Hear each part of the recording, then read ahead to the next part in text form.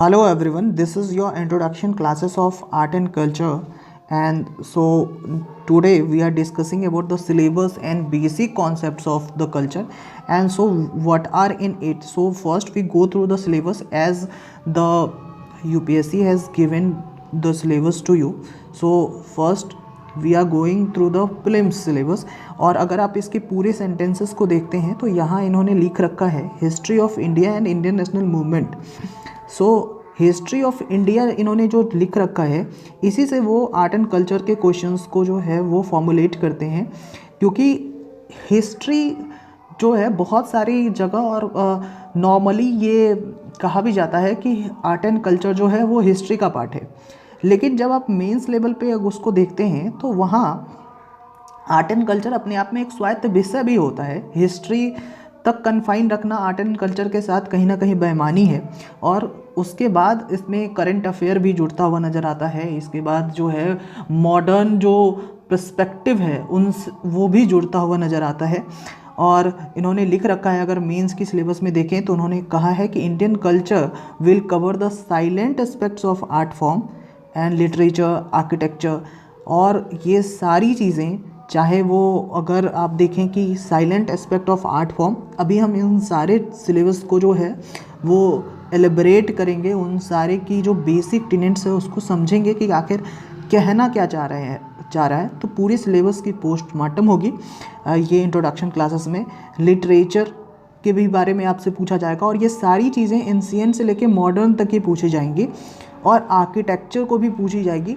और नितिन सिंघानिया की जो किताबें हैं वो यहीं आर्किटेक्चर से ही स्टार्ट होती है। आर्किटेक्चर मतलब स्थापत्य कला, इनसे जो है वो सारी चीज़ों की शुरुआत होती है। अगर हम आगे बातचीत करें और सिलेबस को और भी ज़्यादा विस्तृत तरीके से अगर देखें तो सबसे पहले आपका ये प्रश्न होगा कि सर कला क्या है, आर्ट क्या है। देखो, आर्ट के दो तरीके से विद्वानों ने आर्ट को जो है वो डिफ़ाइन किया है। एक तरीका ये है कि आर्ट को कभी डिफ़ाइन ही नहीं किया जा सकता। आर्ट की जो एरिया है इतने व्यापक हैं कि इनको एक सेल्फ डिसिप्लिन रूप में लाया नहीं जा सकता है। लेकिन फिर भी कुछ लोगों का ये मानना है और बहुतों का ये मानना है कि आर्ट जो है, कला जो है, वो आपके विचारों का, यानी आइडियाज़ के, इमोशंस का वो इमिटेशन है, वो बताना है। यानी आप अपने विचार, अपने कला, अपनी इमोशंस को जिस भी माध्यम से बताते हैं, चाहे वो विजुअल मीन्स हो, चाहे वो और भी कोई माध्यम हो, और जिसका एकमात्र पर्पस हो कि आप कम्युनिकेट करना कुछ चाहते हैं, so that is what is the art. ठीक है, तो आर्ट के बेसिक डेफिनेशन यही है कि आप अपनी जो विचार हैं उन विचारों को अगर दूसरों के सामने बताने की कोशिश कर रहे हैं, चाहे वो माध्यम कुछ भी हो, तो आप उसको आर्ट कह सकते हैं। सो आर्ट के बहुत सारे फॉर्म्स हैं, और सिलेबस में इन्होंने फॉर्म्स ऑफ आर्ट भी लिख रखा था। तो कुछ आर्ट ऐसे होते हैं, यानी आप अपने विचार और आप अपने इमोशंस को विजुअल माध्यम से दिखाते हैं, जिसको महसूस करना जो है वो आसान है, जिसको आप महसूस कर सकते हैं, देख सकते हैं, विजुअली जो है आपको उसको स्पर्श कर सकते हैं। तो इन सारी चीज़ों को विजुअल आर्ट फॉर्म कहते हैं। कुछ आर्ट फॉर्म ऐसे होते हैं जिसको सिर्फ और सिर्फ महसूस किया जा सकता है, परफॉर्मेंस, इसको परफॉर्मिंग आर्ट कहते हैं। चाहे म्यूजिक को आप पकड़ नहीं सकते हैं, म्यूजिक को आप सुन सकते हैं, और हर एक क्षेत्र की म्यूजिक अलग अलग है, हर एक कल्चर की म्यूजिक अलग अलग है। तो ऐसे म्यूजिक, डांस, थिएटर, पपेट्री, ये सारी चीज़ें जो हैं वो क्या कहलाएंगी? Performing art. वहीं अगर विजुअल आर्ट की बात करें तो ताजमहल क्या है? एक विजुअल आर्ट है, यानी आप अपनी आँखों से ताजमहल को देख रहे हैं। So these are the parts of visual art, जिसमें कि आप स्थापत्य कला को देखते हैं, इंडियन आर्किटेक्चर को देखते हैं, मूर्ति कला को देखते हैं, पोट्री को देखते हैं, पेंटिंग्स को देखते हैं, हैंडीक्राफ्ट्स को देखते हैं। और विश्व की बहुत सारी ऐसी इमारतें हैं, बहुत सारे ऐसे विजुअल आर्ट हैं जिनको यूनेस्को ने वर्ल्ड हेरिटेज में शामिल रखा है। इसको भी आपको पढ़ना पड़ेगा। तो आर्ट के बहुत सारे फॉर्म्स, और उन फॉर्म्स को हमने दो भागों में बांटकर देख लिया। ठीक है, कुछ भाग ऐसे हैं जिनको हम देख सकते हैं, कुछ भाग ऐसे हैं जिनको हम महसूस कर सकते हैं। हाल ही में आपने देखा होगा कि दुर्गा पूजा को यूनेस्को ने वर्ल्ड हेरिटेज जो है वो इंटेंजिबल वर्ल्ड हेरिटेज साइट में जो है रखा है। तो दुर्गा पूजा जो है वो क्या है? एक परफॉर्मिंग आर्ट का एक नमूना है, ठीक है, जिसको शामिल किया गया। ठीक है, आप उसको महसूस कर सकते हैं बंगाल की दुर्गा पूजा को, ठीक है। तो ये कल्चर है और उसमें भी परफॉर्मिंग आर्ट है। तो कल्चर क्या है? कल्चर कहते हैं कि जब आप अपने कस्टम्स को, बिलीफ को, ट्रेडिशन को इमिटेट करना चाहते हैं, बताना चाहते हैं, लोगों को ट्रांसमिट करना चाहते हैं, तो आप कहते हैं कि आप एक अपनी कल्चर को शो कर रहे हैं, ठीक है। तो कल्चर जो है वो कम्युनिकेशन से ट्रांसफ़र होता है, इमिटेशन से ट्रांसफ़र करता है। इमिटेशन का मतलब आप जब किसी चीज़, कोई तरीका अपने आप में कोई स्वरूप धारण करके लोगों को बताते हैं कि ताकि आपकी जो कम्युनिकेशन हो वो फ्यूचर जनरेशन तक जाए, लोगों तक जाए, एक क्षेत्र से दूसरे क्षेत्र तक जाए, उसको कहते हैं कल्चर, ठीक है। जैसे वेस्टर्न कल्चर क्या है, जैसे कि टाई पहनना एक वेस्टर्न कल्चर हम इसलिए कहते हैं क्योंकि वेस्ट की लोगों से हमारे तक ये पहुंचा है, ठीक है।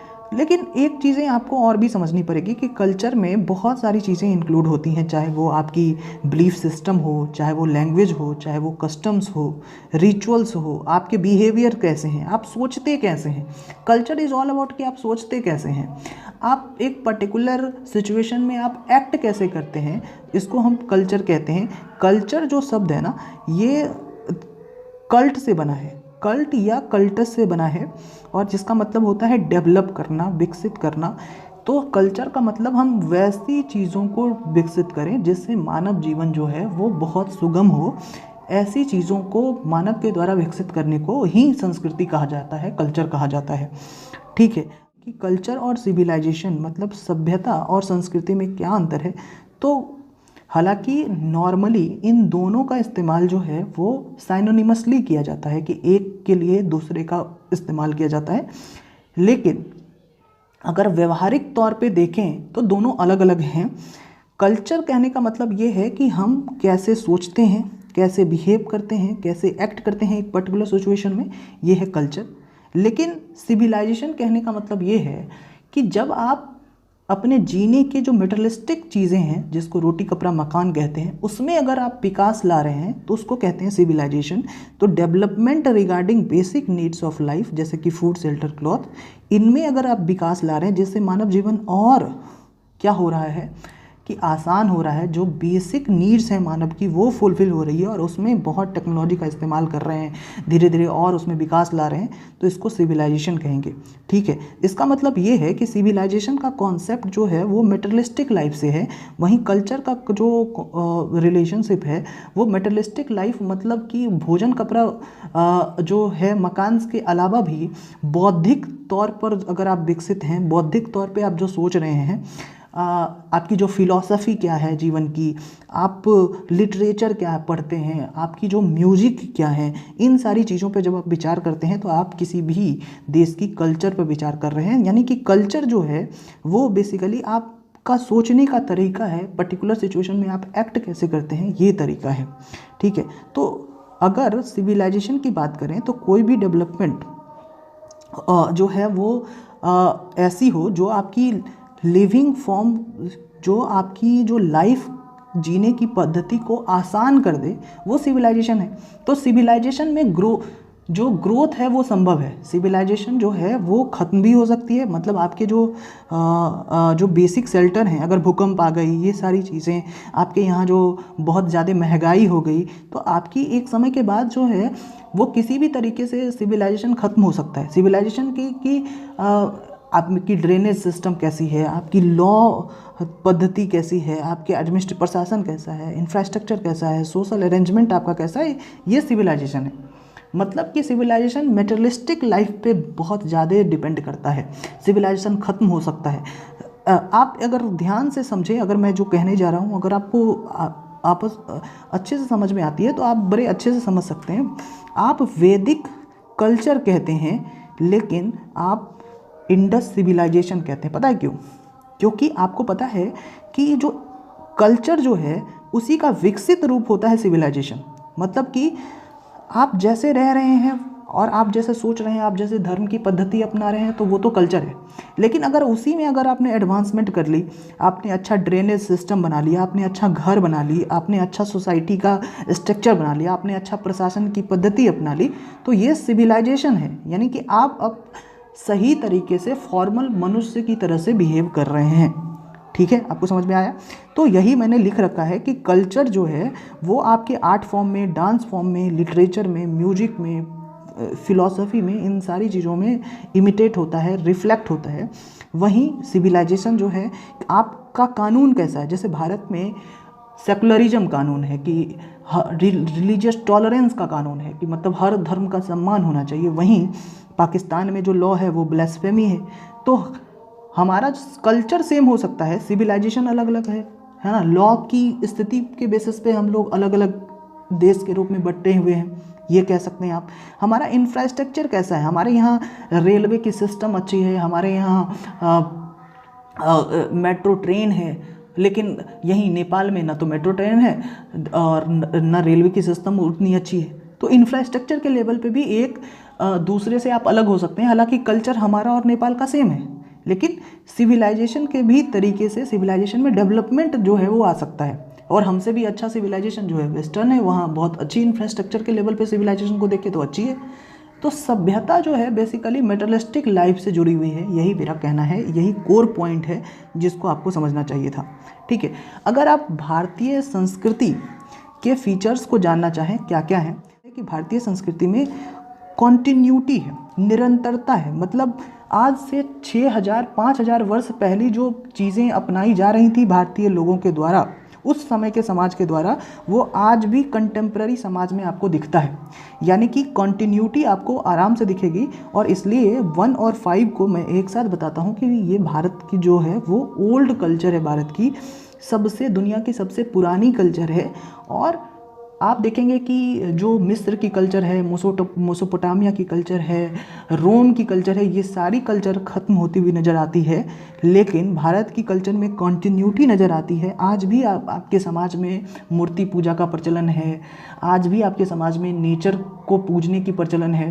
ये सारी चीज़ें जो कॉन्टिन्यूटी है, ये बताता है कि भारतीय कल्चर इतने दिनों से कॉन्टिन्यूटी के साथ आपको दिखेगा। और इसका एकमात्र कारण है कि भारत में एसिमिलेशन और एकोमोडेशन की भावना शुरुआत से रही, टॉलरेंस की भावना शुरुआत से रही। जो भी लोग, चाहे वो शक हो, खून हो, चाहे वो कुषाण हो, चाहे वो अरब हो, चाहे वो टर्क हो, चाहे वो मुग़ल हो, ये सारे लोग भारत में आए और भारत के होके रह गए। और इनकी कुछ चीज़ें हमने ले ली और कुछ चीज़ें जो हैं हमने उनको दे दी।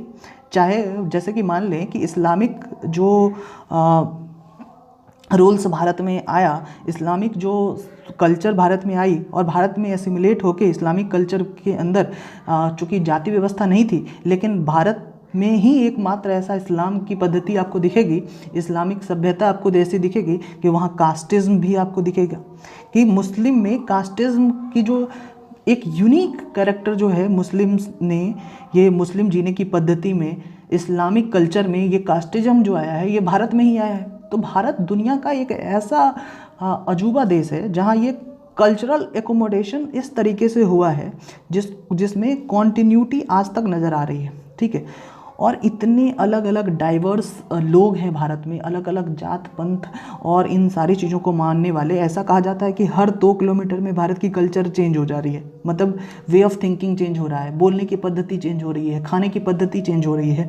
तो यूनिटी इन डाइवर्सिटी है। फिर भी हम एक भारतीय के रूप में जो हैं पूरे दुनिया के सामने है, यूनिटी इन डाइवर्सिटी है। रिलीजियस टॉलरेंस रहा है। आप देखेंगे कि भारत में जो है विश्व की सबसे अधिक अगर धर्म कोई फली फूली है तो भारत में ही फली फूली है। सबसे आधुनिक धर्म भी भारत में ही फला फूला है। जैसे अगर आप सिखिज्म दिखेंगे तो वो भी भारत में ही फला फूला है, बुद्धिज़्म, जैनिज़्म, चाहे वो हिंदुज़्म। और हिंदुज़्म को माने तो भारत की जो रिलीजियस टॉलरेंस तो इतनी अधिक है, दुनिया का एकमात्र ऐसा जो रिलीजन है हिंदुज़्म, जो ये कह रहा है कि हम कोई धर्म नहीं है, हम एक जीने की पद्धति है। मतलब यहाँ धर्म जो है वो साथ साथ जोड़ रहा है अपने आप को जीने की पद्धति के साथ, यानी कि values with way of living. ठीक है, इस तरीके की जो है वो बातें और इस तरीके से इंटेलेक्चुअल लेवल पे जो है भारत की कल्चर आपको देखने को मिलती है। ठीक है, लेकिन ऐसा नहीं है कि भारत की कल्चर इतनी महान होने के बाद भी इसके पास चैलेंजेस नहीं है। बहुत सारे चैलेंजेस हैं, चाहे वो भाषा के नाम पे जो है वो विवाद की जो है विषय हो, चाहे वो क्षेत्रवाद के नाम पे विवाद की विषय हो, मतलब कि लिंग्विस्टिक फाइट भी तो आपको चला। जैसे कि आज़ादी के बाद आप देखेंगे कि तमिल जो राज्य बनना है, आप देखेंगे कि गुजरात को जो है फिर से गुजराती वहाँ बोला जा रहा है। जहाँ आप देखेंगे कि पंजाब जो है वहाँ से हरियाणा अलग किया गया, पंजाबी लोगों जो पंजाबी बोलते थे उनके लिए पंजाब राज्य जो है वो बनाया गया।